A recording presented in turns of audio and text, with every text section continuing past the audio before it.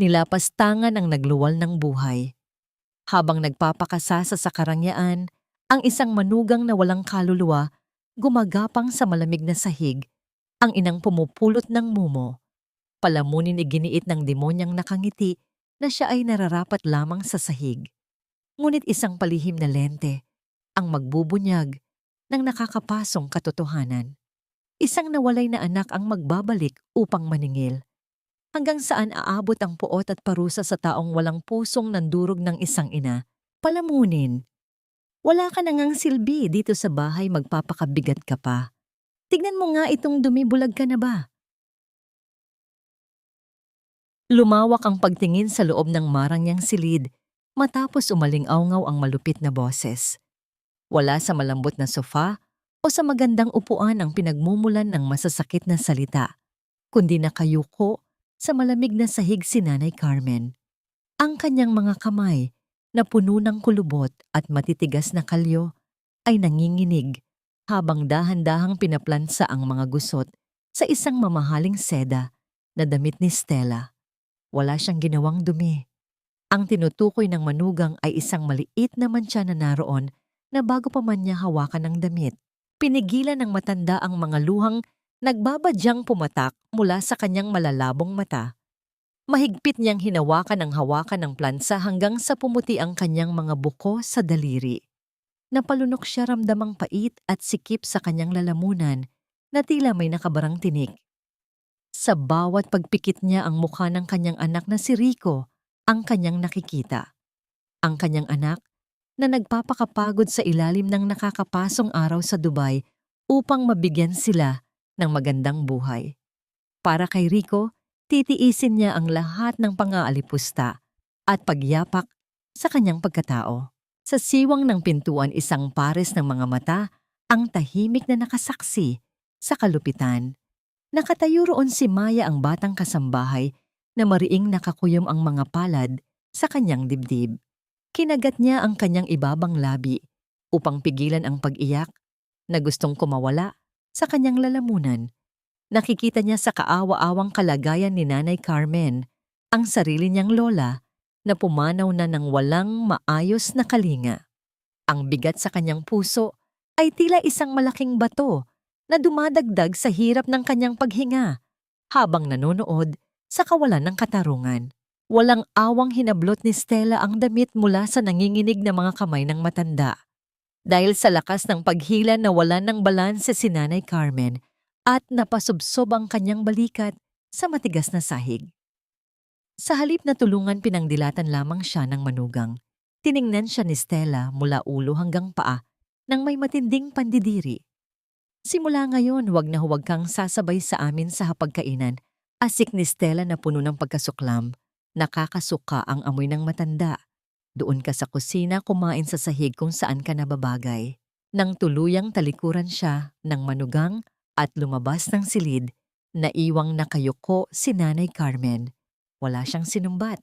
Dahan-dahan napansin niya ang isang naputol na mamahaling butones na nahulog mula sa damit ni Stella. Nang hablutin nito iyon, kinuha iyon ng matanda, kinuskos ng kanyang hinlalaki upang alisin ang alikabok at maingat na ibinulsa sa kanyang kupas na duster. Isang ugali ng pagiging matipid na nakabaon na sa kanyang diwa. Isang patunay na kahit tinatapakan ng kanyang pagkatao, ang likas niyang pagmamalasakit ay hindi kailanman naglaho. Ang nakakabinging katahimikan sa loob ng bahay ay nabasag ng sunod-sunod na pag-ilaw at matinding pag-ugong ng telepono sa ibabaw ng mesa sa sala. May pilit na tumatawag mula sa malayong lugar, tila nagdadala ng isang mahalagang balita.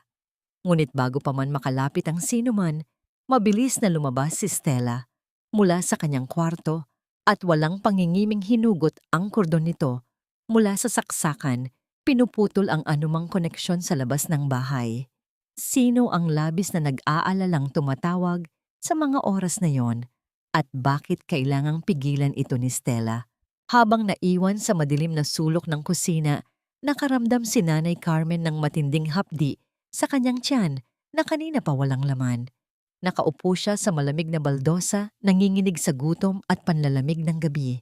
Mula sa kanyang bulsa, kasama ng napulot na butones, inilabas niya ang isang luma at nanilaw na litrato na punit sa gitna.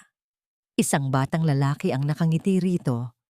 Umagos ang luha sa kanyang mga pisngi habang maingat na hinahagod ng kanyang nanginginig na daliri ang mukha ng bata sa larawan. Hanggang kailan niya kakayaning mabuhay sa ganitong impyerno at maabutan pa kaya siya ng huling taong inaasahan niyang magliligtas sa kanya? Dumating ang isang malaking kahon na balot ng makapal na tape. Kinabukasan ng umaga, isang balikbayan box na naglalaman ng dugo at pawis mula sa gitnang silangan. Walang habas at puno ng pagmamadaling pinunit ni Stella ang panara ng kahon gamit ang matalim na gunting. Ang kanyang mga mata ay nagniningning sa labis na kasakiman habang inilalabas ang mga mamahaling pabango, mga bagong labas na handbag at mga tsokolateng may banyagang tatak. Sa isang gilid tahimik na nakamasid si Maya habang nagpupunas ng alikabok sa mga estante. Lihim siyang umaasa na sana ay ilabas na ni Stella ang makapal na asul na jacket na ipinangako ni Kuya Rico para sa nalalapit na tag-ulan dahil napansin niyang madalas panginginigin sa ginaw ang matanda kapag gabi. Ngunit walang jacket na inabot para kay Nanay Carmen. Sa halip matapos limasin ang lahat ng mamahaling gamit, may dinampot si Stella mula sa pinakailalim ng kahon. Isa itong kupas at manipis na kamiseta na iwan pa ng dating kasambahay na matagal nang umalis. Walang pakundangang inihagis ni Stella ang lumang damit sa direksyon ni Nanay Carmen na tahimik na nakatayo malapit sa pasamano. "Oh, eto sa'yo. Matanda ka na, hindi mo na kailangan ng mga pampaganda o bagong damit. Pambahay lang naman ang kailangan mo, kaya huwag ka nang magreklamo," wika ni Stella na may halong pangungutya sa kanyang tinig. Nanginginig ang mga kamay ng matanda nang saluhin niya ang lumang damit. Mahigpit niya itong niyakap sa kanyang dibdib, hindi dahil sa halaga nito, kundi dahil nanggaling ito sa kahon na pinadala ng kanyang anak. Biglang nagliwanag ang screen ng tablet sa ibabaw ng mesa hudyat na may tawag mula sa ibang bansa. Mabilis pa sa 4:00 na nagbago ang anyo ni Stella. Ang kanyang matalim na mukha ay napalitan ng isang matamis at maamong na ngiti. Mabilis niyang hinila si Nanay Carmen palapit sa kamera. Mahigpit na pinisil ang braso ng matanda nang hindi nakikita sa ibaba ng screen upang pilitin itong umayos ng upo.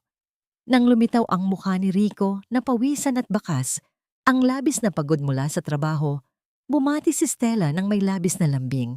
"Hi babe, nakuha na namin ang padala mo. Sobrang saya ni Mama. O tignan mo." Tuwang-tuwa siya sa mga binili natin para sa kanya. Pilit na iniangat ni Nanay Carmen ang mga dulo ng kanyang labi upang bumuo ng isang ngiti. Tiniis niya ang sakit ng pagkakapisil sa kanyang braso at pilit na nilabanan ang pagbabadya ng mga luha sa kanyang mga mata. "Oo anak, salamat, mag-iingat ka palagi." Diyan nanginginig na tugon ng matanda. Ayaw niyang mag-alala ang anak na nagpapakamatay sa pagtatrabaho sa disyerto, kaya mas pipiliin niyang ibaon sa kanyang sariling dibdib ang lahat ng pang-aabuso. Matapos ang maikling pag-uusap, padabog na pinatay ni Stella ang tawag at agad na tinalikuran ang matanda upang dalhin ang kanyang mga bagong kayamanan sa loob ng kanyang marangyang kwarto. Nang makasigurong wala na ang malupit na manugang, dahan-dahang lumapit si Nanay Carmen sa walang laman na balikbayan box. Inilapat niya ang kanyang mukha sa magaspang na karton, ipinikit ang kanyang mga mata at malalim na nilanghap ang amoy ng loob nito. Ang amoy ng packing tape, ang alikabok ng malayong lugar at ang halimuyak na nagpapaalala sa kanya sa mga yakap ng kanyang anak. Para sa kanya ito ang amoy ng matinding pagsisikap, ang natitirang hibla ng pagmamahal na nagbibigay sa kanya ng lakas upang bumangon araw-araw. Habang nililigpit ni Maya ang mga kalat na iniwan ni Stella sa sala, napansin niya ang isang nakarolyong piraso ng papel na itinapon lamang sa basurahan kasama ng mga balat ng candy. Kinuha niya ito at maingat na binuklat. Isa itong liham na isinulat mismo ni Rico naglalaman ng mga paalala para sa gamot ng kanyang ina at pagpapahayag ng labis na pangungulila. Pinunit at itinapon lamang ito ni Stella dahil wala itong halaga para sa kanya. Hindi napansin ni Maya na bumalik pala si Stella sa sala upang kumuha ng maiinom. Ang malalaking patak ng ulan ay nagsimulang humampas sa salamin ng bintana, hudyat ng isang masamang panahon. Pakikialamera ka talaga kahit kailan. Matalim na salita ang bumulaga kay Maya. Mabilis na inagaw ni Stella ang liham at ginusot ito hanggang sa maging isang maliit na bola bago muling ibinato sa kanyang harapan. Kunin mo ang mga gamit mo. Isang pagkakamali pa kahit umuulan ng malakas sa labas, palalayasin kita sa pamamahay na ito nang walang ni isang kusing. Naiwan si Maya na nakatayo nanginginig ang mga tuhod habang lumalakas ang pananalasa ng bagyo sa labas. Tumingin siya sa direksyon ng kusina kung saan nakaupo si Nanay Carmen sa dilim. Kung pipiliin niyang manahimik upang mapanatili ang kanyang trabaho at makakain kinabukasan, sino na ang magiging boses ng kaawa-awang matanda na unti-unting pinapabayaan ng sarili nitong pamilya?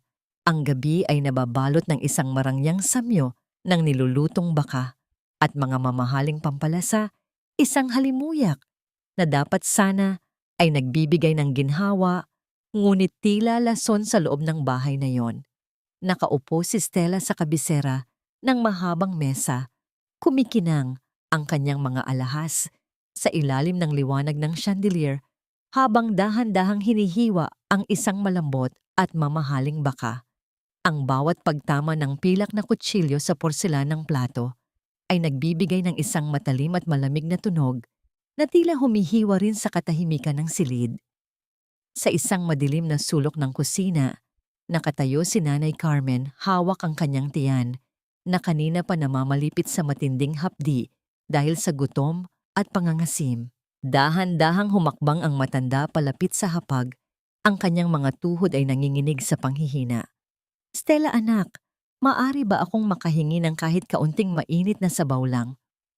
Medyo masakit kasi ang sikmura ko, mahinang pakiusap ni Nanay Carmen, ang boses ay halos pabulong na. Dahil sa kawalan ng lakas, hindi man lamang nag-angat ng tingin si Stella mula sa kanyang pagkain. Sa halip marahas niyang ibinaba ang kanyang baso ng alak sa ibabaw ng mesa. Bakit ba ang kulit mo? Sabi ko naman sa'yo, nakakasira ng gana ang itsura mo rito sa mesa. Kung gusto mong kumain doon ka sa ibaba. Wika ni Stella, habang itinuturo ang madilim na bahagi ng sahig sa tabi ng lababo. Kumuha siya ng isang lumang platong plastik na may mga bitak sa gilid, nilagyan ito ng kaunting kanin na hinaluan ng mga tira-tirang buto at balat ng baka at padabog na inilapag sa malamig na baldosa. Diyan ka kumain. Dahil kung sa mesa ka kakain, magkakalat ka lang at ako ang mahihirapang maglinis. Sa sahig ka bagay, dahil doon ay madaling punasan ang anumang dumi, mo dagdag pa niya na may kasamang mapait na ngiti. Napapikit si Nanay Carmen, ramdam ang bawat pintig ng sakit sa kanyang puso na mas matindi pa kaysa sa hapdi ng kanyang tiyan. Wala siyang magawa, kundi ang dahan-dahang lumuhod sa matigas at malamig na sahig upang abutin ang plato. Dahil sa panginginig ng kanyang mga kamay, hindi sinasadyang nabitawan niya ang kutsara na lumikha ng isang matunog na pagtama sa semento bago gumulong sa ilalim ng paa ni Stella. Kasabay nito ay may nalaglag na maliit na piraso ng karne mula sa kanyang plato. Bago pa man ito muling madampot ng matanda, mabilis na itinapak ni Stella ang kanyang suot na mamahaling sapatos sa karne, pinisa ito sa sahig hanggang sa maging durog na dumi. Tignan mo, ganyan ka kadumi, sabi ni Stella habang idinidiin pa ang kanyang paa sa sahig. Hindi na nakatiis si Maya na kanina pa nanonood mula sa gilid. Mabilis siyang lumapit at inilabas ang sarili niyang baon na pagkain upang ibigay kay Nanay Carmen. Ma'am Stella, sobra na po ito. Heto po nanay, kainin niyo po itong dala ko, matapang na pahayag ni Maya. Ngunit bago pa man maiabot ni Maya ang pagkain, isang mabilis at malakas na pagdapo ng palad ni Stella ang tumama sa kanyang pisngi. Ang lakas ng sampal ay sapat na upang mapaling ang ulo ng dalaga at magdulot ng maliit na sugat sa gilid ng kanyang labi. Huwag kang makialam dito kung ayaw mong sumunod sa kanya sa kalsada, banta ni Stella, bago padabog na tumayo at iniwan silang dalawa sa gitna ng malamig na kusina. Sa halip na umiyak para sa sarili niyang kahihiyan, dahan-dahang iniangat ni Nanay Carmen ang kanyang nanginginig na kamay. Gamit ang dulo ng kanyang kupas na duster, maingat niyang pinunasan ang mantsa ng dugo sa labi ni Maya. "Patawad, anak. Patawad dahil nadamay ka pa. Sa hirap ko pabulong na wika ng matanda, ang kanyang tinig ay puno ng pagsisisi at pagmamahal na tila isang haplos sa nasaktang damdamin ng dalaga." Nang gabing iyon, lumakas ang buhos ng ulan na tila nakikiramay sa pait ng kanilang sinapit. Sa loob ng maliit at madilim na silid-imbakan, kung saan pinatutulog ang matanda, nagsimulang tumaas ang temperatura ng katawan ni Nanay Carmen dahil sa matinding pagod at emosyonal na pasakit. Sa kanyang mahina at nanginginig na paghinga, pilit siyang bumubulong ng isang pangalan na matagal na niyang ibinaon sa kanyang alaala. "Gabriel! Gabriel, patawarin mo ako, anak." Huwag kang aalis, pakiusap niya sa hangin habang ang kanyang diwa ay unti-unting nilalamon ng lagnat. Sino ang misteryosong Gabriel na ito na tila mas malalim ang sugat na iniwan sa puso ng matanda kaysa sa lahat ng pasakit na ibinibigay ni Stella, habang ang bawat patak ng ulan sa bubong ay tila mga luhang hindi na maubos. Ang tanging natitirang tanong sa kadiliman ay kung aabutan pa kaya ng pag-asa ang isang inang unti-unti nang nauubos ang lakas upang lumaban. Sa gitna ng kadiliman ng maliit na silid-imbakan, ang tanging nagbibigay ng buhay ay ang mabigat at mainit na paghinga ni Nanay Carmen. Ang init na nagmumula sa kanyang noo ay tila nagniningas na uling na unti-unting tumutupok sa kanyang natitirang lakas.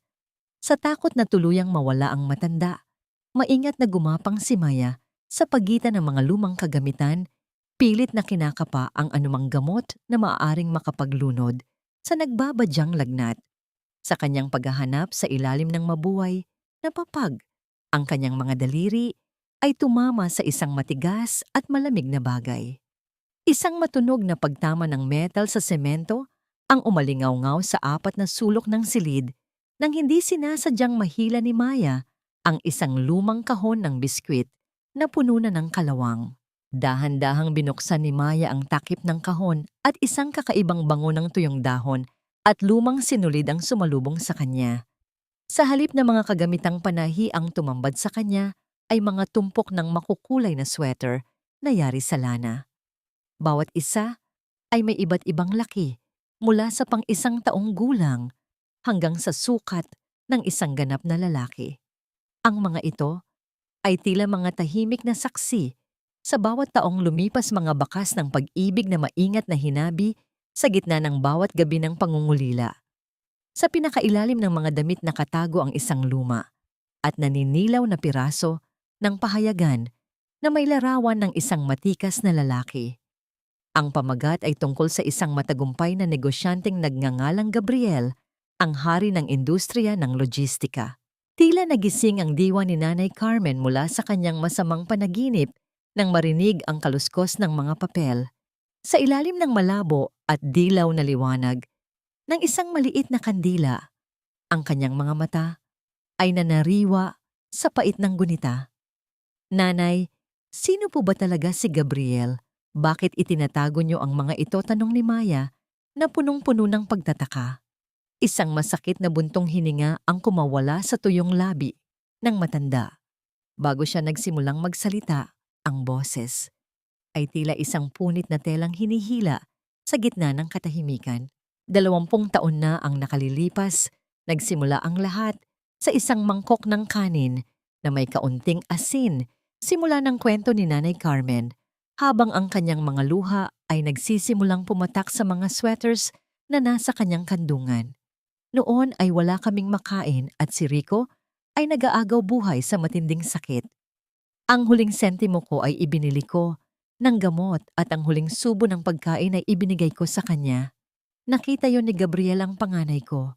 Akala niya ay hindi ko siya mahal dahil siya ang laging nagpaparaya.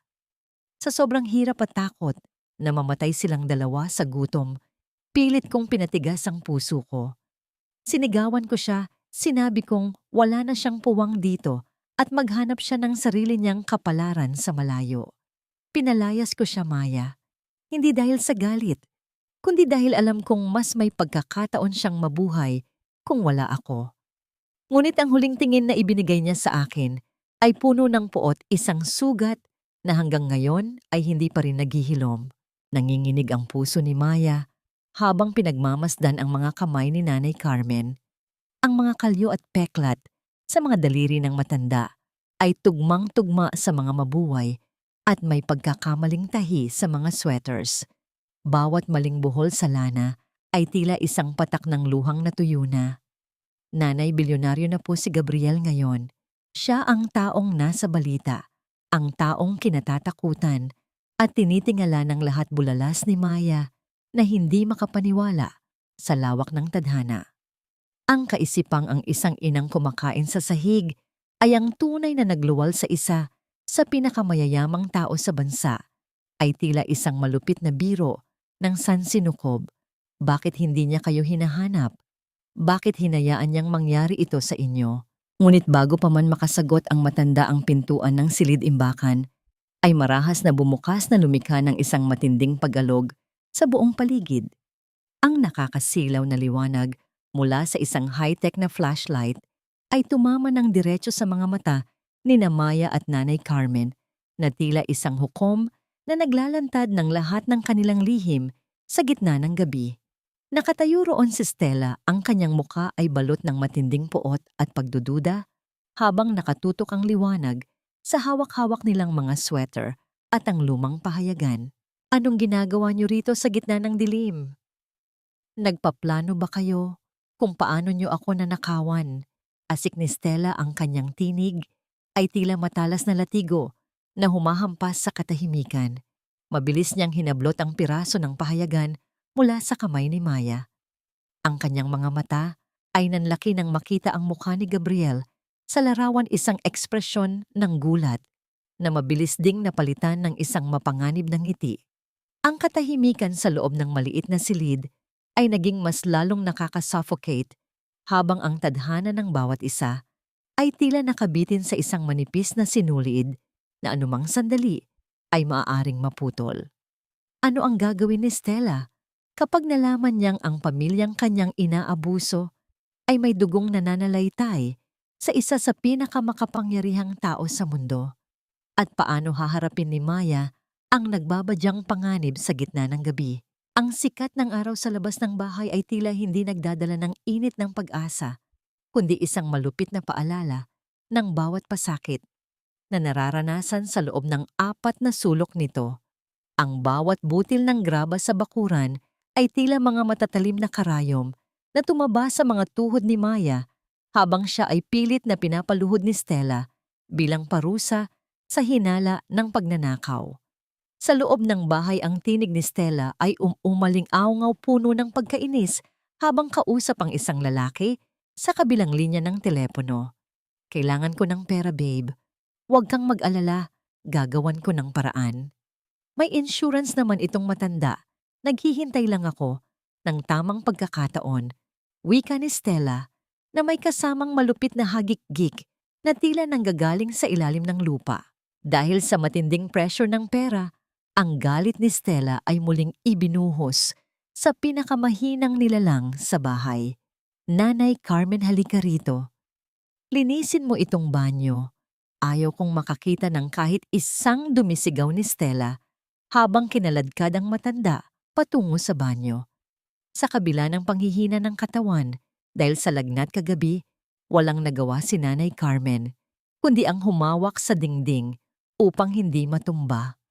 Pinilit niyang lumuhod sa basang sahig ng banyo ang kanyang mga kamay na nanginginig ay nagsimulang kuskusin ang mga baldosa gamit ang isang lumang basahan. Mula sa isang maliit na siwang ng pinto na hindi gaanong nakasara, dahan-dahang sumilip si Maya. matapos makatakas sa kanyang parusa sa labas. Ang kanyang puso ay tila gustong kumawala sa kanyang dibdib dahil sa takot at galit. Inilabas niya ang kanyang lumang telepono. Ang screen nito ay nagniningning sa gitna ng kadiliman dahil sa dami ng mga bitak, ngunit ang lente ng kamera ay nananatiling malinaw. Ang nanginginig na daliri ni Maya ay dahan-dahang gumapang patungo sa maliit na button upang simulan ang pagkuha ng video. Ang bawat segundo ng pag-record ay tila isang habang buhay na paghihintay habang ang lente ay nakatuon sa bawat detalye ng pang-aalipusta. Hindi sinasadyang nasagi ni Nanay Carmen ang timba ng tubig dahil sa matinding pagkahilo na nagdulot ng pag-agos ng maruming tubig sa buong sahig. Ang reaksyon ni Stella ay mabilis at mabagsik. Mahigpit niyang hinablot ang manipis at maputing buhok ng matanda. Pilit na inilapit ang mukha nito sa basang sahig. Napakabagal mo talaga. Mas mabuti pang mawala ka na lang para mapakinabangan ko man lang ang pinaghirapan ni Rico Palamunin ka na nga perwisyo ka pa. Asik ni Stella ang kanyang mga mata ay nag-aapoy sa galit. Ang bawat salita ay malinaw na nakukuha. Bawat hikbi ni Nanay Carmen ay naririnig sa mikropono ng telepono, isang ebidensyang maglalantad sa lahat ng kasinungalingan. Maingat na pinindot ni Maya ang pagtatapos ng video at agad itong iniligtas sa kanyang memory card. Pinangalanan niya ang file na katarungan isang salita na tila nagbibigay sa kanya ng lakas sa gitna ng panganib. Alam niyang ito na ang susi upang mailigtas si Nanay Carmen, ang tanging paraan upang ipakita kay Rico ang tunay na demonyong pinakasalan nito. Ang kanyang mga mata ay nanatiling nakatitig sa screen habang ang imahe ng nanginginig na katawan ng matanda sa sahig ay tila nakaukit na sa kanyang diwa. Ngunit sa gitna ng tensyon, isang hindi inaasahang tunay na pag-alingawngaw ng alarm mula sa telepono ni Maya ang biglang bumasag sa katahimikan ng pasilyo. Nakalimutan niyang i-silent ang kanyang mga notification. Ang tunay na takot ay gumapang sa buong katawan ni Maya nang makitang huminto si Stella sa kanyang ginagawa at dahan-dahang lumingon sa direksyon ng pintuan. Ang mga hakbang ni Stella patungo sa siwang ng pinto ay tila mga tunog ng hatol ng kamatayan para kay Maya. Sa bawat paglapit ng manugang, ang tanging tanong na naiwan sa isipan ng dalaga ay kung magagawa ba niyang protektahan ang ebidensya o siya rin ay magiging biktima ng kadilimang pilit niyang inilalantad. Tata, ang tibok ng puso ni Maya ay tila isang mabilis na tambol na nagbababala ng nalalapit na panganib habang nararamdaman niya ang papalapit na mga hakbang ni Stella. Sa isang iglap ng desperasyon, nakakita siya ng isang pusang ligaw na laging tumatambay sa pasilyo. Gamit ang kanyang paa, sadyang itinulak ni Maya ang isang florera sa kabilang dako upang lumikha ng isang marahas na pagbagsak ng seramika sa sahig. Ang tunog ng nabasag na kagamitan ay sapat na upang maantala si Stella at mapalingon sa ibang direksyon, iniisip na ang pusa ang may gawa ng gulo. Samantala, mabilis na lumusot si Maya. Sa pintuan sa likod, bit-bit ang kanyang tanging pag-asa patungo sa kalayaan. Ang bawat pag-ikot ng gulong ng bus patungo sa sentro ng Maynila ay tila isang mabagal na paghila sa hibla ng tadhana na naglalapit kay Maya sa katarungang matagal nang ipinagkait kay Nanay Carmen. Nakasandal ang kanyang ulo sa malamig na salamin ng bintana habang mahigpit niyang yakap ang kanyang luma at sirang bag kung saan nakatago ang teleponong naglalaman ng katotohanan. Naalala niya ang mga bakas ng luha at lagnat sa mukha ng matanda bago siya umalis ng walang paalam. Ang bawat sentimo na kinuha niya mula sa kanyang maliit na ipon ay tila kulang pa upang tapatan ang bigat ng sakripisyong kanyang gagawin. Pagdating sa tapat ng dambuhalang gusali ng kumpanya ni Gabriel, tila lumiit ang pagkatao ni Maya sa harap ng mga pader na gawa sa nagniningning na salamin at bakal. Ang lamig na nagmumula sa loob ng gusali ay tila isang pader na nagsasabing hindi siya kabilang sa mundong yon. Sa kanyang kupas na t-shirt at tsinelas na may manipis na swelas, mukha siyang isang ligaw na anino sa gitna ng mga taong nakasuot ng mamahaling barong at Amerikana. Ang bawat sulyap ng mga nagdadaan ay puno ng panghuhusga at pandidiri na tila ba ang kanyang kahirapan ay isang sakit na maaaring makahawa. Hoy, bawal dito ang pulubi. Lumayas ka rito. Bago pa kita tawagan ng pulis, sigaw ng isang gwardya na may malaking pangangatawan habang itinutulak si Maya palayo sa pangunahing pintuan. Hindi natinag ang dalaga. Sa kabila ng gutom at pagod, nanatili siyang nakatayo sa gilid ng kalsada kahit na ang langit ay nagsimula nang magpakawala ng malalakas at mabibigat na patak ng ulan. Ang bawat patak ng tubig na tumatama sa kanyang balat ay tila mga latigo ng realidad, ngunit ang init ng galit at awa sa kanyang puso ay sapat na upang hindi niya maramdaman ang panlalamig ng gabi. Ilang oras ang lumipas, isang marangyang itim na sasakyan ang dahan-dahang lumabas mula sa basement ng gusali. Ang bawat pag-ikot ng gulong nito sa basang semento ay nagbibigay ng isang marahang tunog na tila nagpapahiwatig ng kapangyarihan. Sa isang iglap, tila nawalan ng takot si Maya. Patakbo siyang humarang sa gitna ng daan, itinataas ang kanyang mga kamay habang ang ilaw ng sasakyan ay tumatama ng diretso sa kanyang basang mukha. Ang sasakyan ay sa pilitang huminto na nagdulot ng isang matinding pag-alog sa loob nito dahil sa biglaang pagpreno ng driver. Mabilis na bumaba ang dalawang bodyguard mula sa loob. Ang kanilang mga muka ay balot ng galit dahil sa ginawa ng dalaga. Marahas nilang hinawakan ang braso ni Maya upang kaladkarin siya patungo sa bangketa. Bitawan niyo ako. Kailangan kong makausap si Gabriel. Ang nanay niya kailangan niya ng tulong. Sigaw ni Maya, ang kanyang boses ay napaos na dahil sa lamig at pagod.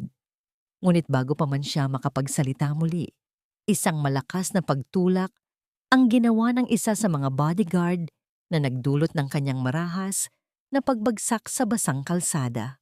Sa kanyang pagkasubsob, ang kanyang bag ay bumukas at ang kanyang telepono ay tumalsik patungo sa matigas na semento. Isang matinding takot ang gumapang sa buong katawan ni Maya nang makita ang screen ng kanyang telepono na mas lalong nagkalamat at nagkahiwa-hiwalay sa ilalim ng malakas na ulan. Ang tanging ebidensyang hawak niya ay tila uentunti ng nilalamon ng tubig at dilim ng gabi.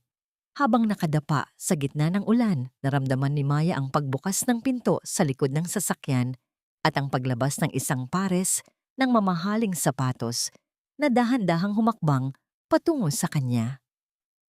Ang katahimikan sa paligid ay nabasag lamang ng tunog ng ulan habang ang kapalaran ni Nanay Carmen ay nakasalalay na. Ngayon, sa isang taong ang puso ay tila mas matigas pa sa sementong kinasubsuban ni Maya. Ang lamig na nagmumula sa pinakamataas na palapag ng gusali ay tila nanunuot hanggang sa mga buto ni Maya, mas matindi pa sa ulan na patuloy na bumubuhos sa labas. Sa kabila ng kanyang basang-basang damit at nanginginig na katawan, ang awa ni Gabriel sa dalagang naglakas loob na humarang sa kanyang sasakyan ang nagtulak sa kanya upang papasukin ito sa kanyang marangyang opisina. Ang paglapat ng mabigat na pintuang gawa sa kahoy ay tuluyang naghiwalay sa kanila mula sa ingay ng lungsod na nag-iwan ng isang mabigat at nakakasakal na katahimikan sa loob ng silid. Dahan-dahang inilabas ni Maya ang kanyang telepono na ang screen ay naghihingalo na dahil sa mga bitak. Nanginginig ang kanyang mga daliri nang pindutin niya ang video na naglalaman ng impyernong dinaranas ng isang ina. Nagsimulang maglabas ng malabong liwanag ang basag na telepono, kasunod ang pag-alingaw-ngaw ng mahina at basag na boses ni Nanay Carmen na nagmamakaawa. Sa unang pagdinig pa lamang sa tinig na yon, ang panga ni Gabriel ay matigas na nagtagis. Ang kanyang mga mata na kanina ay puno ng awtoridad, ay biglang nanigas, tila mabilis na nagtayo ng isang makapal na pader ng yelo upang protektahan ang isang sugat na matagal na niyang ibinaon. Itigil mo yan, madiing utos ni Gabriel habang umiiwas ng tingin ang kanyang mga kamao ay nakakuyom ng mahigpit sa ibabaw ng kanyang mesa. Namatay na ang nanay ko. 20 taon na ang nakalilipas simula nang itaboy niya ako sa kalsada na parang isang asong ulol. Wala na akong ina. Ang mga salitang iyon ay tila mga punyal na tumusok sa puso ni Maya. Hindi niya mapigilan ang pag-agos ng kanyang mga luha na humalo sa mga patak ng ulan sa kanyang mukha. Wala kang pusong anak, sigaw ni Maya na ang boses ay nababasag dahil sa labis na hinagpis at pagkabigo. Kung nakikita mo lang kung paano siya gumagapang sa sahig ngayon para lang makakain, kung paano siya nakangiti habang hinahaplos ang mga gamit na para sana sa'yo. Marahas na kinuha ni Maya mula sa kanyang basang bag ang lumang sweater na gawa sa lana at inilapag ito sa makintab na mesa ng bilyonaryo. Ang mga tahi nito ay hindi pantay-pantay, maraming buhol at pagkakamali, isang tahimik na saksi sa mga nanginginig na kamay ng matanda at sa kanyang malalabong mata habang hinahabi ito sa gitna ng madilim na gabi. Walang paglingon na naglakad palabas si Maya, iniiwan ang malamig na silid na mas nagpalungkot pa sa kanyang kaluluwa. Nang tuluyang mawala ang dalaga, bumagsak ang katawan ni Gabriel sa kanyang upuan. Binalot siya ng dilim ng sarili niyang opisina. Dahan-dahan, tila may sariling pag-iisip, gumapang ang kanyang malalaking daliri patungo sa magaspang na tela ng sweater. Walang malay na hinaplos ng kanyang hinlalaki ang gilid ng kwelyo kung saan nakaburda ang pangalang Gab gamit ang kupas na asul na sinulid. Sa bawat pag-ikot ng kanyang daliri, sa mga letrang iyon, ang yelo sa kanyang puso ay nagsimulang makaramdam ng matinding kirot. Sa gilid ng kanyang mesa, isang nakakwadrong litrato ng isang babae. Ang nananatiling malabo ang mukha, isang lihim na tila nakamasid sa kanyang pagguho. Sino ang babaeng ito? At bakit ito ang tanging kasama niya sa kanyang malamig na tagumpay? Habang ang bilyonaryo ay nakikipaglaban sa kanyang mga multo, umuwi si Maya na ang puso ay puno ng matinding pangamba. Pagdating niya sa tapat ng pamilyar na tarangkahan ng bahay ni Stella, ang natitirang pag-asa sa kanyang dibdib ay mabilis na napalitan ng isang malamig at nakakapanindig balahib na takot.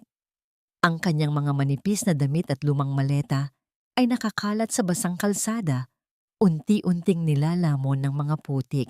Sa gitna ng anino ng pasilyo nakatayo si Stella. Hawak ang isang matigas na kahoy na pamalo, habang ang mga mata nito ay nanlilisik sa galit sa gitna ng gabi.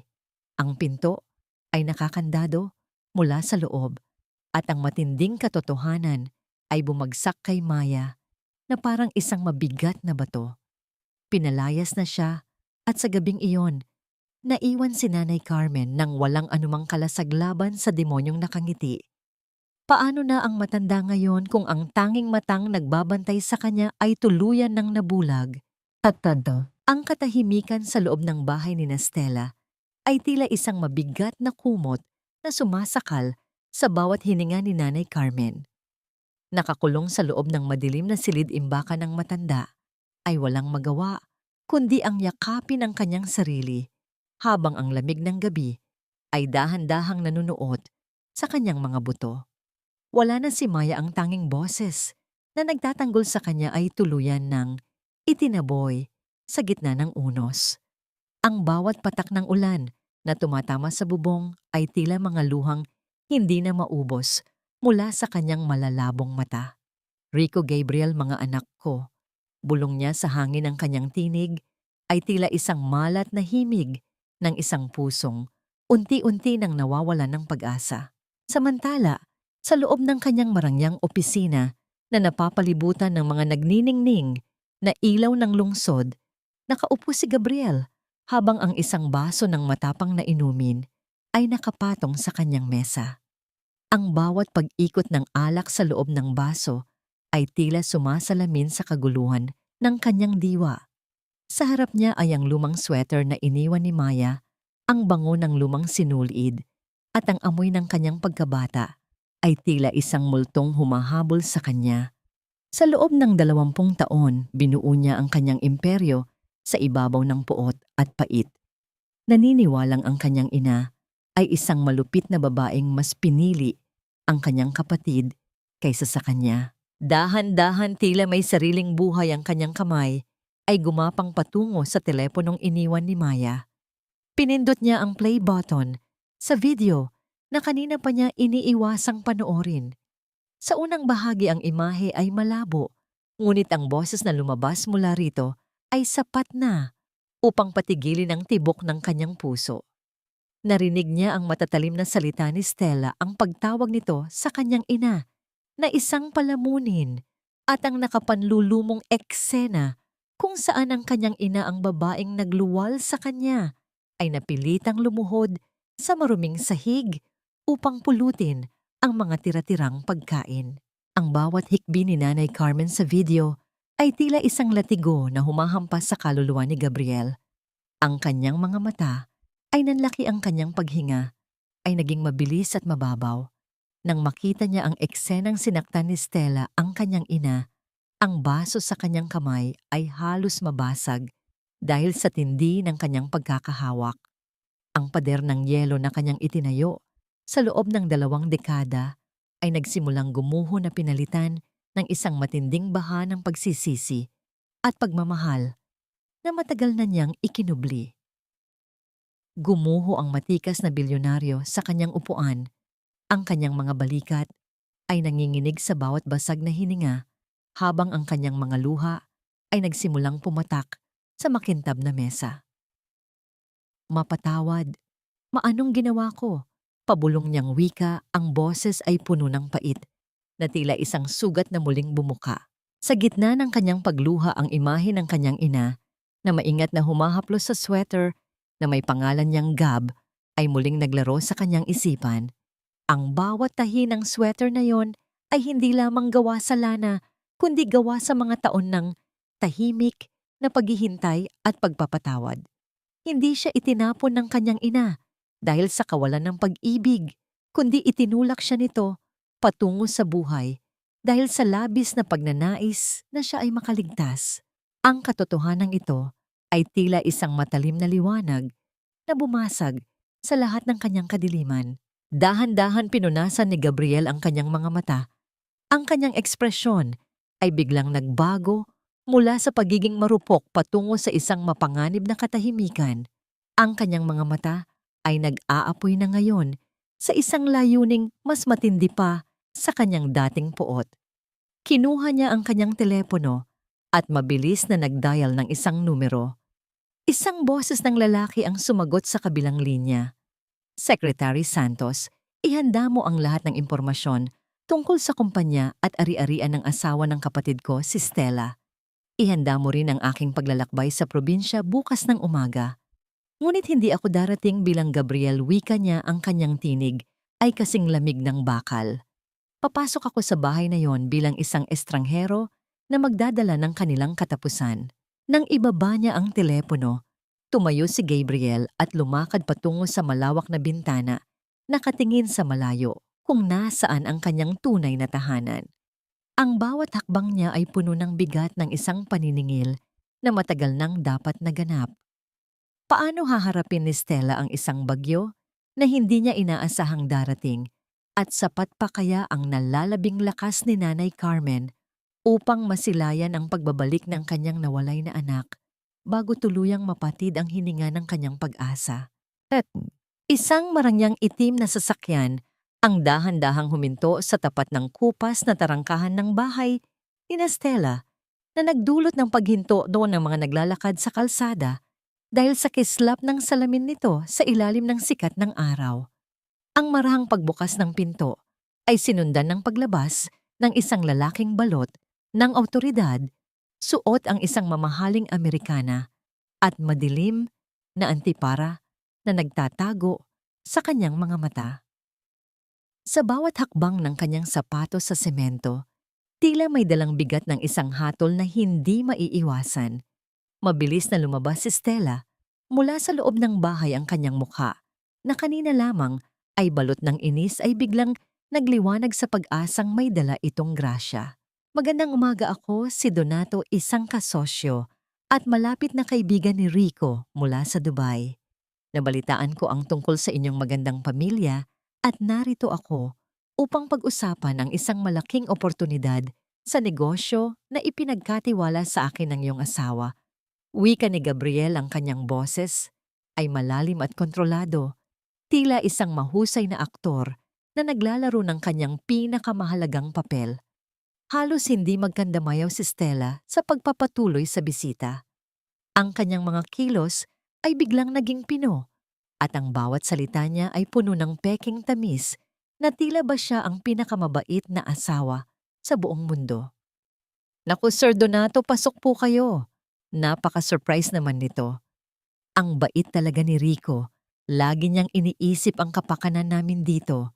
Lalo na ang kanyang mahal na ina, sagot ni Stella habang mabilis na iniaayos ang mga gamit sa sala.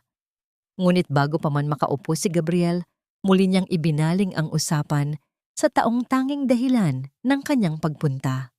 Nasaan nga pala ang iyong biyenan, ang dakilang ina ni Rico? Gusto ko siyang mabigyan ng munting regalo bilang pagkilala sa kanyang sakripisyo, tanong ni Gabriel.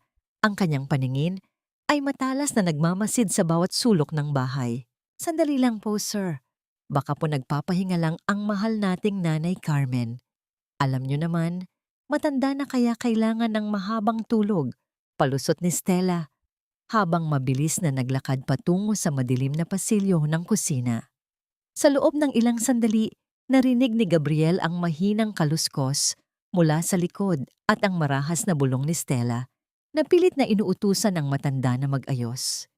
Nang muling lumitaw si Stella, akay-akay na niya si Nanay Carmen. Ang matanda ay nakasuot ng isang makapal na balabal na halatang ipinatong lamang upang itago ang mga pasa at ang kanyang butot balat na katawan. Ang nanginginig na binti ni Nanay Carmen ay halos hindi makatapak ng maayos sa baldosa habang pilit siyang pinapangiti ng kanyang manugang. Nang magtagpo ang mga mata ni Gabriel at ng kanyang ina, tila huminto ang pag-inog ng mundo para sa bilyonaryo. Ang puso niya ay tila pinipiga ng libu-libong kamay nang makita ang malalabong mata ng kanyang ina na puno ng takot. Hindi siya nakilala ni Nanay Carmen, ngunit may isang bahagi ng puso ng matanda ang tila naramdaman ang init ng isang pamilyar na presensya. Sa gitna ng kanilang merienda, sadyang binitawan ni Gabriel ang kanyang kutsara na lumikha ng isang matunog na pagbagsak sa sahig. Sa kanyang pagyuko, upang pulutin ito, dahan-dahang gumapang ang kanyang kamay patungo sa paanan ng kanyang ina na nakatago sa ilalim ng mesa. Ramdam niya ang lamig at ang panginginig ng mga paa ni Nanay Carmen na walang sapin. Isang sandali lamang ang paglapat ng kanyang palad sa paanan ng ina, isang lihim na pangako ng proteksyon na nagdulot ng mabilis na pagtibok ng kanyang puso. Sir Donato, pasensya na po kung medyo makulit si Nanay. Alam niyo naman ang mga matatanda, dagdag gastos at kailangan ng matinding pasensya. Wika ni Stella na may kasamang malupit na kurot sa tagiliran ni Nanay Carmen na hindi nakikita ng panauhin. Nakita ni Gabriel ang marahang pagdaing ng ina at ang pagpipigil nito ng hikbi. Ang kanyang mga kamao sa ilalim ng mesa ay nakakuyom hanggang sa mabaon ang kanyang mga kuko sa sariling palad. Upang makuha ang tiwala ng manugang, inilabas ni Gabriel ang isang makapal na bundle ng pera at inilapag ito sa mesa. Interesado akong pondohan ang iyong mga balak na negosyo, ngunit kailangan ko ng katiyakan. Maari ba nating gawing kolateral ang titulo ng bahay na ito? Tanong ni Gabriel habang tinitignan ang kislap ng kasakiman sa mga mata ni Stella. Halos hindi na nag-isip ang manugang at mabilis na tumango, iniisip ang malaking halaga na maaari niyang makuha upang matustusan ang kanyang mga lihim na hangarin at ang kanyang mamahaling lifestyle. Sige po, sir, walang problema. Basta po para sa ikauunlad ng pamilya, masayang sagot ni Stella. Muling ngumiti si Gabriel, isang nangiting tila may dalang talim ng isang mangangatay. May isa lang akong kondisyon. Gusto kong magkaroon ng isang malaking salo-salo sa bahay na ito bukas. Gusto kong imbitahan ang lahat ng inyong kapitbahay upang ipagdiwang ang ating bagong alyansa. Ako ang sasagot sa lahat ng gastusin, wika ni Gabriel habang dahan-dahang tumayo. Ang bawat hakbang niya palabas ng bahay ay tila isang pagbilang ng oras para sa kapahamakan ni Stella. Habang nakatingin siya sa huling pagkakataon kay Nanay Carmen na muling pinalalakad patungo sa madilim na kusina, isang tahimik na sumpa ang binuo ni Gabriel sa kanyang isipan. Ang bahay na ito na naging saksi sa bawat luhang pumatak mula sa mga mata ng kanyang ina ay magiging entablado rin ng isang malaking pagbagsak na walang sino man sa kanila ang makakalimutan. Ano ang tunay na balak ni Gabriel sa inihahandang piging at sapat na kaya ang kasakiman ni Stella upang hindi niya mapansin ang dambuhalang bitag na dahan-dahang nagsasara sa kanyang paligid. Kaya ang init ng disyerto sa Dubai ay tila napalitan ng isang malamig at sariwang simoy ng hangin ng Pilipinas nang lumapag ang eroplanong kinasasakyan ni Rico sa paliparan ng Maynila. Sa kanyang mga kamay, mahigpit niyang hawak ang isang maliit na bag na naglalaman ng kanyang mga pasaporte at ang mga pangarap na binuo niya sa loob ng maraming taon. Hindi niya inaasahan ang biglaang pagdating ng isang tiket para sa business class at isang mensahe mula sa isang hindi kilalang numero na nagsasabing ang kanyang pamilya ay sabik na siyang makita. Sa kanyang isipan, ang kanyang asawang si Stella ay naghanda ng isang malaking sorpresa para sa kanya, isang gantimpala para sa lahat ng kanyang paghihirap bilang isang OFW. Samantala, sa loob ng kanilang bahay ang bawat sulok ay puno ng ingay at tawanan. Ang amoy ng inihaw na lechon at iba't ibang pagkaing Pilipino ay humahalimuyak sa buong paligid. Si Stella ay abalang-abala sa pag-aayos ng kanyang mamahaling bestido. Ang kanyang mukha ay puno ng kolorete na tila ba siya ay isang bida sa isang teleserye. Ang mga kapitbahay kasama na ang matalas na mata ni Aling Marites ay nagtitipon-tipon habang pinupuri ang pagiging mapagmahal at maasikasong asawa ni Stella. Sa isang sulok si Nanay Carmen ay nakaupo sa isang maayos na upuan, suot ang isang bagong damit na ipinahiram ni Stella upang magmukhang disente sa harap ng mga bisita. Ngunit sa likod ng magandang ayos ang matanda, ay nananatiling tahimik ang kanyang mga mata ay puno ng kaba dahil sa bawat mahigpit na hawak ni Stella sa kanyang balikat tuwing may lumalapit na tao. Nang dahan-dahang bumukas ang pintuan ng sala, ang liwanag mula sa labas ay tumama sa mukha ng isang lalaking may dalang maleta. Ang lahat ay natigilan at ang katahimikan ay panandaliang namayani sa buong silid. Rico, sigaw ni Stella na may kasamang pekeng gulat at luha habang patakbong yumakap sa kanyang asawa. Ang bawat hagulgol ni Stella ay tila isang mahusay na pagganap, isang sining ng panlilinlang na nagpahulog sa puso ni Rico. Babe, bakit hindi mo sinabing uuwi ka? Ang saya-saya ko. Tignan mo, naghanda kami ng maliit na salo-salo para kay nanay. Dagdag pa ni Stella habang ipinapakita ang masaganang mesa. Napaiyak si Rico sa labis na katuwaan. Mabilis siyang lumapit kay Nanay Carmen at lumuhod sa paanan ng kanyang ina. Nandito na ako. Salamat sa pag-aalaga ni Stella sa iyo, ma. Hinding-hindi ko makakalimutan ang lahat ng sakripisyo niyo habang wala ako, wika ni Rico, habang hinahalikan ang nanginginig na kamay ng kanyang ina.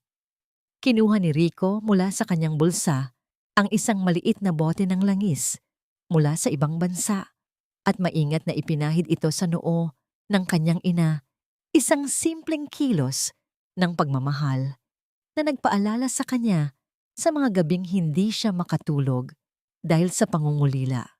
Napatingin si Nanay Carmen sa kanyang anak, ang kanyang mga labi ay nanginginig at tila may gustong sabihin. Ngunit ang matalim na sulyap ni Stella mula sa likuran ay sapat na upang mapatahimik ang matanda.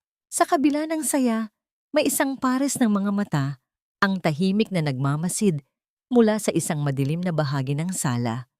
Si Gabriel na nananatiling nagpapanggap bilang si Donato ay nakaupo habang hawak ang isang baso ng inumin.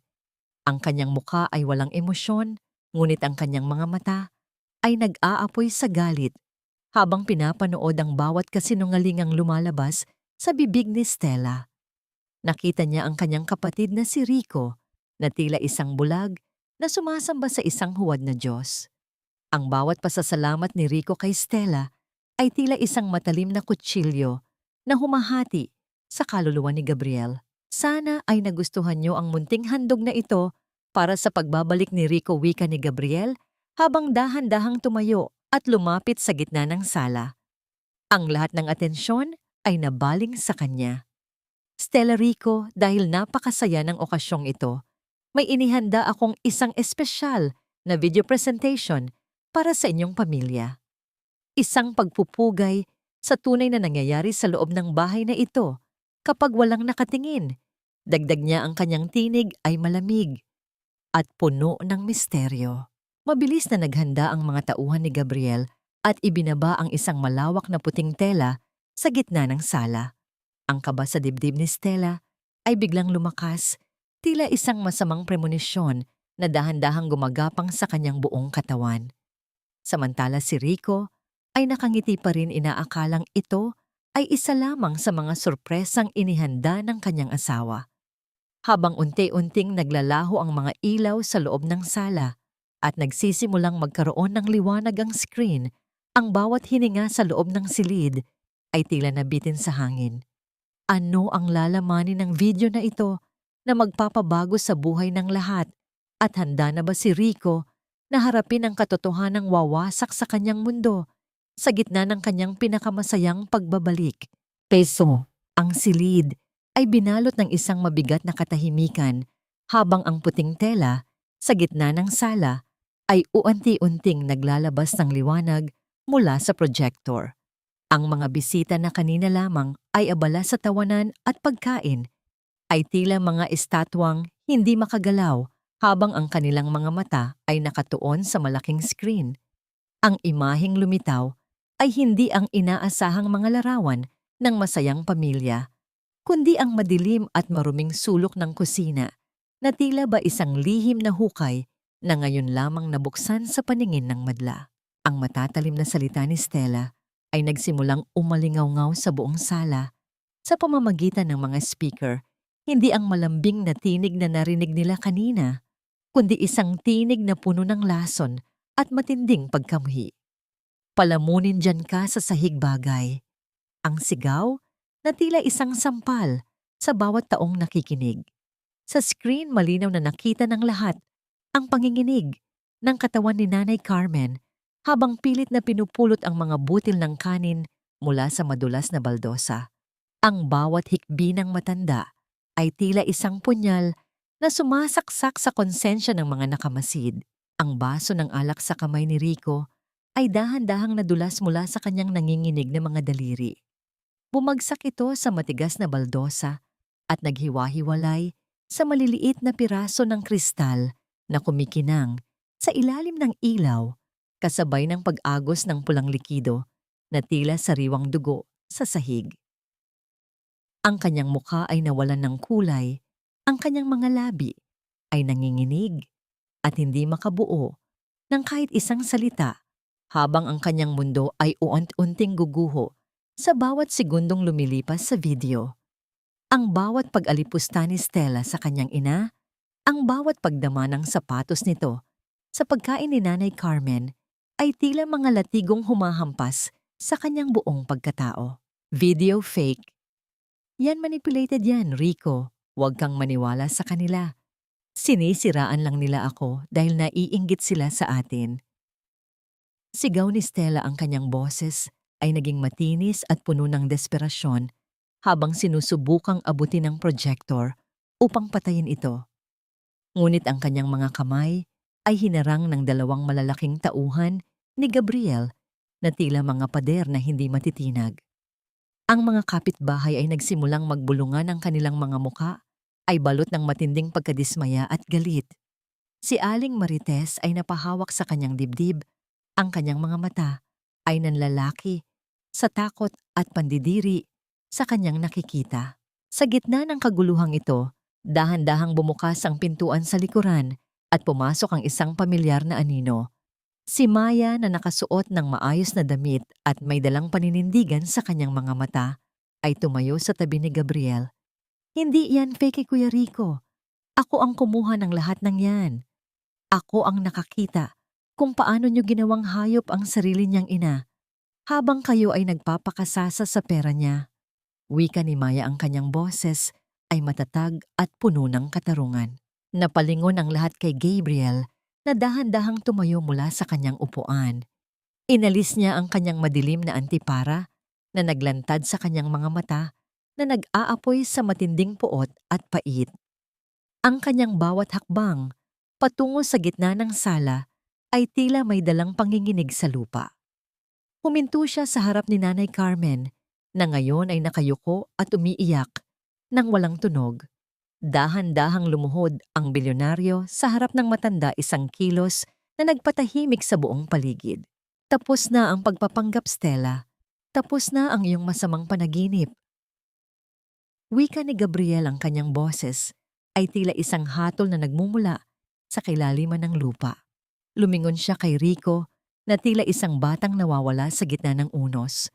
Pagkatapos, muling ibinaling ni Gabriel ang kanyang tingin sa matanda. Ang kanyang muka ay dahan-dahang lumambot at ang kanyang boses ay nabasag dahil sa matinding emosyon.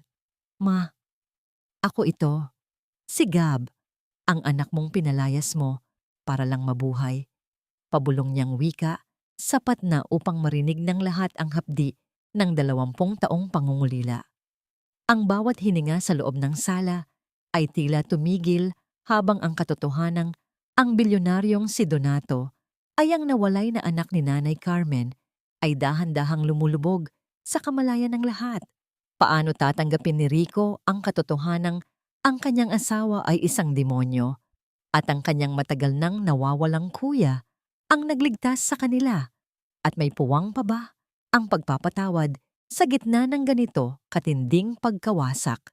Pababrani! Ang pangalang Gab ay tila isang mahiwagang susi na nagbukas sa lahat ng mga pintuan ng alaala na matagal ng pilit na isinara ni Nanay Carmen.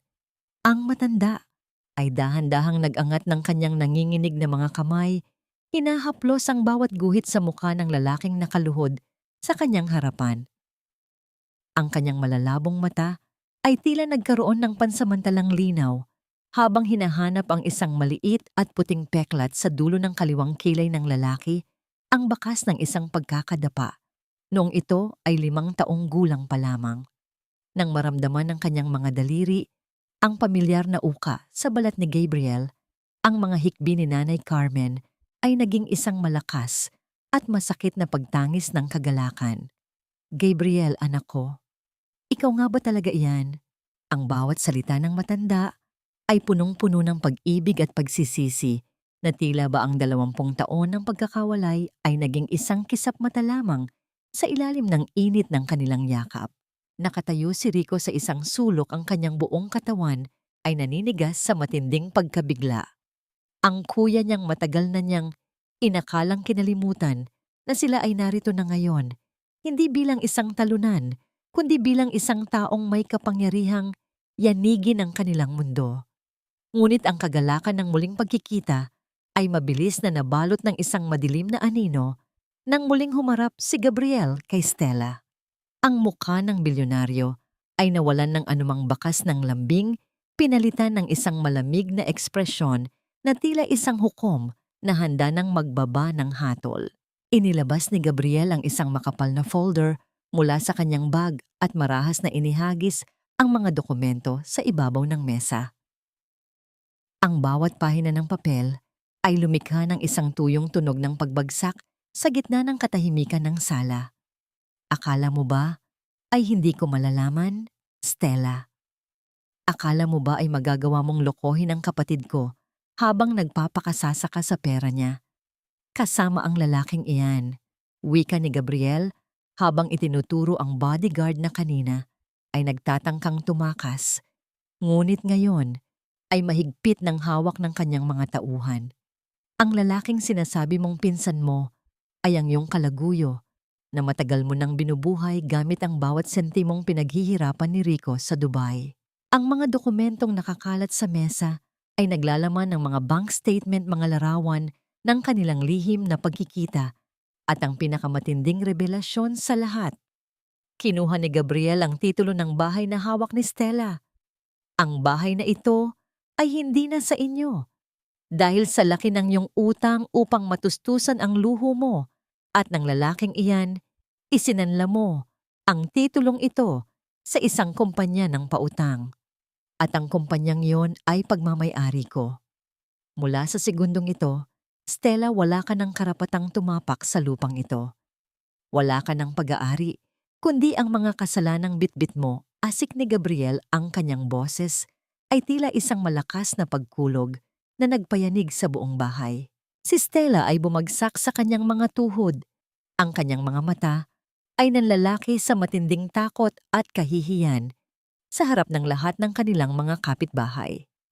Rico, babe, maniwala ka sa akin, gawa-gawa lang nila ito. Mahal kita, Rico, pilit na pagsisigaw ni Stella habang sinusubukang abutin ng kamay ng kanyang asawa. Ngunit mabilis na inilayo ni Rico ang kanyang kamay nang may matinding pandidiri. Ang bawat salita ni Stella ay tila isang malupit na ingay sa pandinig ni Rico na ngayon ay gising na mula sa kanyang mahabang pagkabulag. Ang bawat patak ng pawis at dugo na ibinigay niya sa ibang bansa ay itinuring lamang na basura ng babaeng kanyang pinagkatiwalaan. Walang pakialam na gumapang si Rico patungo sa kanyang ina at niyakap ang mga binti nito. Ang kanyang mukha ay basang-basa ng luha. Mapatawad. Naging bulag ako. Patawarin mo ako dahil hinayaan kong mangyari ito sa'yo sa sarili nating bahay, Anang Rico, na ang boses ay punong-puno ng pagsisisi. Ngunit ang kapayapaan ay panandalian lamang. Sa gitna ng kanyang desperasyon, mabilis na tumayo si Stella. Ang kanyang mga mata ay nanlilisik na sa galit na wala na ang lahat ng kanyang katinuan. Mabilis niyang dinampot ang isang matalim na kutsilyo sa ibabaw ng mesa ng pagkain na hindi pa naililigpit. Ang kislap ng talim ng kutsilyo sa ilalim ng chandelier ay tila isang babala ng kamatayan. Sa halip na tumakbo palayo, ibinaling ni Stella ang kanyang galit kay Maya, ang taong naging dahilan ng kanyang pagbagsak. Dahil sa iyo nawala ang lahat, sa akin, sigaw ni Stella habang mabilis na sumusugod patungo sa kinaroroonan ng dalaga. Ang bawat hininga sa loob ng sala ay tila tumigil at sa isang iglap, isang mabilis na pagkilos ang naganap na walang sinuman ang nakapaghanda. Sa gitna ng kaguluhan, isang pulang mantsa ang nagsimulang kumalat at ang tanong na naiwan sa isipan ng lahat ay kung sino ang naging biktima ng huling pagkilos ng isang demonyong wala ng balak sumuko. Ang kislap ng patalim sa ilalim ng liwanag ng chandelier ay tila isang mabilis na guhit ng kidlat na nagbababala ng isang madugong katapusan. Sa isang iglap, habang ang lahat ay nakaparalisa sa gulat, isang manipis at nanginginig na anino ang mabilis na humarang sa pagitan ng matalim na bakal at ng takot na si Maya. Si Nanay Carmen, sa kabila ng kanyang panghihina at iniindang sakit, ay nakahanap ng lakas mula sa kaibuturan ng kanyang pagiging ina upang protektahan ang dalagang naging boses niya sa gitna ng kadiliman. Ang talim ng kutsilyo ay hindi tumama sa dibdib ni Maya, kundi bumaon ito ng bahagya sa balikat ng matanda. Ang bawat hininga sa loob ng sala ay tila napigtas. Ang puting duster ni Nanay Carmen ay dahan-dahang binalot ng isang mainit at pulang mantsa na unti-unting lumalaki, tila isang mapait na bulaklak na namumukadkad sa gitna ng dusa. Hindi naglabas ng anumang daing ang matanda. Sa halip, ang kanyang mga mata ay nanatiling nakatuon kay Stella, hindi sa galit kundi sa isang malalim na awa na tila ba ang manugang ang tunay na nasugatan. Ang marahas na pagbitaw ni Stella sa kutsilyo ay lumikha ng isang matunog na pagtama ng bakal sa baldosa, kasabay ng kanyang pag-atras, habang ang kanyang mga kamay ay nanginginig sa takot sa sarili niyang nagawa. Ang katahimikan ay bumasag ng ang tunog ng mga sirena mula sa labas ay nagsimulang humiwa sa hangin papalapit sa kanilang tarangkahan.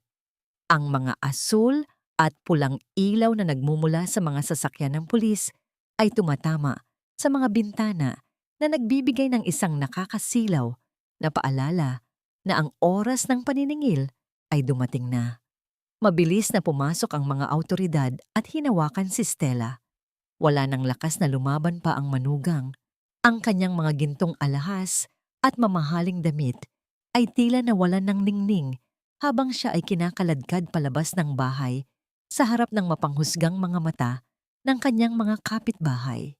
Ang bawat bulong ng mga tao sa labas ay tila mga latigong humahampas sa kanyang natitirang dangal, isang matinding kahihiyan o hiya na habang buhay niyang papasanin.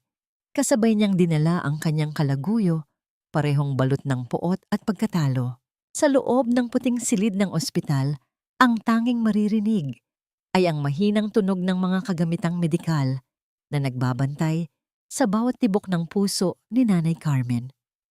Ang matanda ay payapang nakahiga, ang kanyang balikat ay balot ng malinis na gasa. Sa magkabilang gilid ng kanyang kama, nakaupo ang kanyang dalawang anak.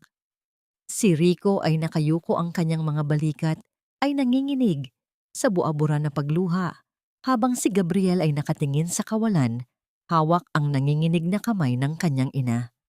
Ang bilyonaryong kanina ay tila isang pader na bakal, ay ngayon ay isang maliit na batang naghahanap ng kalinga. Dahan-dahang imulat ni Nanay Carmen ang kanyang mga mata.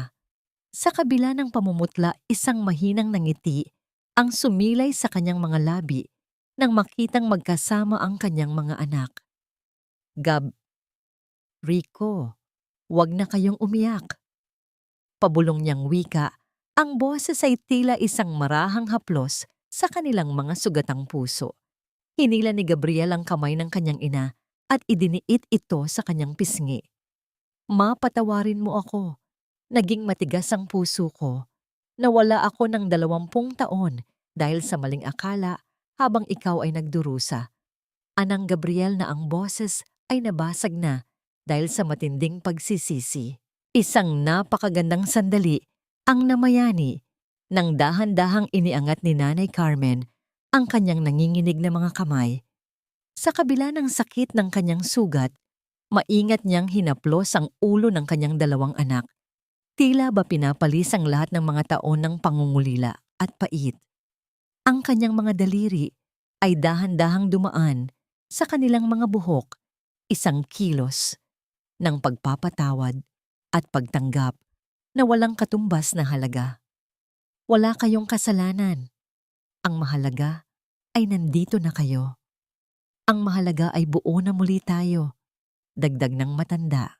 Sa mga sandaling iyon, ang bawat dusa na dinanas ni Nanay Carmen sa ilalim ng kamay ni Stella ay tila dahan-dahang naglaho, pinalitan ng isang matinding init ng pagmamahal na tanging isang ina lamang ang makakapagbigay. Ang sugat sa kanyang balikat ay hihilom, ngunit ang muling pagkabuo ng kanyang pamilya, ang tunay na gamot na nagpagaling sa kanyang kaluluwa. Habang ang gabi ay dahan-dahang nagbibigay daan sa pagbubukang liwayway, ang tanong na naiwan sa puso ng bawat isa ay hindi na tungkol sa nakaraan, kundi kung paano nila bubuuin ang isang kinabukasan na puno ng pagpapatawad at tunay na kapayapaan. Isang taon ang mabilis na lumipas mula nang ang madilim na unos ay nanalasa sa buhay ni Nanay Carmen. Ang dating kupas at puno ng pait na tarangkahan ng kanilang bahay ay napalitan na ngayon ng isang matibay na pintuang gawa sa Nara na napapalibutan ng mga nagniningning na puting orchid, ang paboritong bulaklak ng matanda. Ang sikat ng araw sa hapong yon ay tila mas banayad at nagbibigay ng isang ginintuang liwanag sa buong bakuran. Wala na ang amoy ng luma at maruming basahan, kundi isang sariwang bango ng luntiang halaman at nilulutong kakanin ang humahalimuyak sa hangin. Sa loob ng malawak na sala, Makikita si Rico na seryosong nagbabasa ng mga dokumento sa ilalim ng gabay ng kanyang kuya na si Gabriel. Hindi na kailangan pang lumuwas ng bansa si Rico. Sa tulong ni Gabriel, siya na ngayon ang namamahala sa isa sa mga sangay ng kumpanya ng logistika sa kanilang probinsya. Ang pagod at pangamba sa kanyang mga mata noon ay napalitan na ng isang matatag na determinasyon at kapayapaan. Alam niyang sa bawat paglubog ng araw, hindi na niya kailangang dumaing sa harap ng screen ng telepono dahil kayakap na niya ang kanyang pamilya sa bawat hapunan. Samantala si Maya ay hindi na ang batang kasambahay na nakayuko sa takot. Nakasuot siya ng isang malinis na uniforme ng kolehiyo, ang kanyang muka ay maliwanag habang inaayos ang kanyang mga aklat sa lamesa. Itinuring siya ni Gabriel na parang tunay na kapatid, tinustusan ng kanyang pag-aaral bilang pasasalamat sa kanyang katapangan na naging susi sa kanilang kaligtasan. Sa bawat ngiti ni Maya, makikita ang bunga ng isang katarungang ipinaglaban sa gitna ng panganib. Ang lahat ay natigil nang dahan-dahang bumukas ang pinto mula sa pasilyo. Iniluwan nito si Nanay Carmen na ngayon ay nakasuot ng isang maringal na asul na damit. Ang kanyang kutis ay hindi na maputla at ang kanyang mga mata ay nagniningning na sa kagalakan sa halip na luha. Maingat siyang inakay ni Gabriel patungo sa kabisera ng mahabang mesa para sa kanilang salo-salo. Ito ang sandaling matagal na pinangarap ng matanda, ang makitang magkasama ang kanyang dalawang anak sa iisang hapag, hindi dahil sa pangangailangan, kundi dahil sa tunay na pagmamahal. Nang ihain ang mga pagkain, dahan-dahang kinuha ni Gabriel ang isang malinis na porselanang plato. Maingat niyang nilagyan ito ng pinakamalambot na bahagi ng ulam at inilapag sa harap ng kanyang ina. Wala ng plastik na plato, wala ng pagkain sa sahig. Makain na po tayo, wika ni Gabriel, habang ang kanyang boses ay puno ng lambing. Hinawakan ni Nanay Carmen ang mga kamay ng kanyang dalawang anak sa ibabaw ng mesa. Ang bawat haplos niya ay tila isang panalangin na nagpasalamat sa langit. Napatawad na niya ang lahat, ang pait ng nakaraan, ang pagkakamali ni Rico at ang galit ni Gabriel. Ang kanyang puso ay wala ng puwang para sa puot dahil ang kapayapaang nararamdaman niya ngayon ay sapat na upang punan ang lahat ng mga taon ng kanyang pagdurusa. Habang ang bawat subo ng pagkain ay puno ng tawanan at kwentuhan ng alaala ni Stella, ay nananatili na lamang bilang isang malupit na aral ng kahapon. Ang manugang na dati ay naghahari-harian ay nahaharap na ngayon sa hatol ng batas, nagdurusa sa likod ng rehas sa kahihihiyang kanyang itinanim. Ang batas ng karma ay hindi kailanman nagkamali. Ang bawat patak ng luhang idinanat ni Nanay Carmen ay tinumbasan ng katarungang walang kinikilingan. Ang kwento ni Nanay Carmen ay isang paalala na ang tunay na utang na loob ay hindi nasusukat sa pera, kundi sa paggalang at pag-ibig sa mga taong nagbigay sa atin ng buhay. Ang katatagan ng isang ina ay tila isang angkla na kahit gaano kalakas ang bagyo, ay mananatiling nakakapit sa lupa upang protektahan ang kanyang mga anak. Ang bawat sugat ay hihilom, ang bawat hikbi ay magiging tawa hanggat may pagpapatawad na nananalaytay sa puso ng bawat isa. Sa huling pagkakataon, tiningnan ni Nanay Carmen ang kanyang mga anak at si Maya at isang dalisay na ngiti ang sumilay sa kanyang mga labi. Alam niyang kahit dumating pa ang maraming gabi, hindi na siya kailanman muling matatakot sa dilim dahil ang kanyang tahanan ay tuluyan ng binalot ng liwanag ng isang pamilyang muling nabuo. Ang lahat ng hirap ay nagbunga ng isang matamis na katarungan at sa wakas, ang kapayapaan ay nanahan na sa kanilang mga puso habang buhay.